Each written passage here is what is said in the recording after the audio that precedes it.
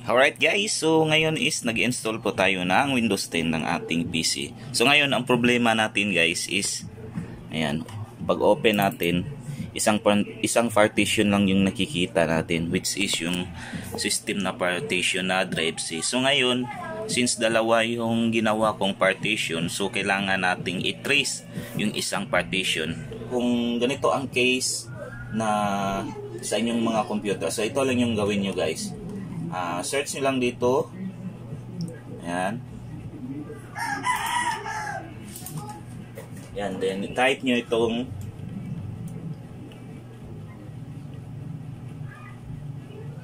ayan. So ito yung kailangan nyo guys na i-type. Ito. This MGMT. Ayan, focus natin ha.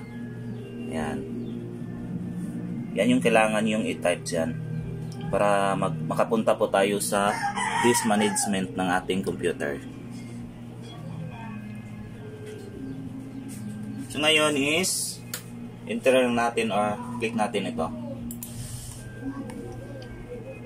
Ayan, so sa disk management, so makikita mo yung isang partition natin na 160 gig, which is hindi natin makita dito sa ating my computer mismo. So ngayon is format muna natin guys ha. Format muna natin. Ayan. Kasi bagong install kasi ito na Windows 10. Ayan. So after natin ma-format, so mag-assign tayo ng drive. Ayan, since drive later and paths. Ayan. So click lang itong add. Ayan, din mag-assign po tayo ng drive kung ano yung gusto natin. So since drive C lang yung available ng ating network, so automatic na siya na drive din yung ilalagay niya. Pero depende pa rin sa inyo guys kung ano yung gusto nyo. Mahaba pa naman ang ABCD.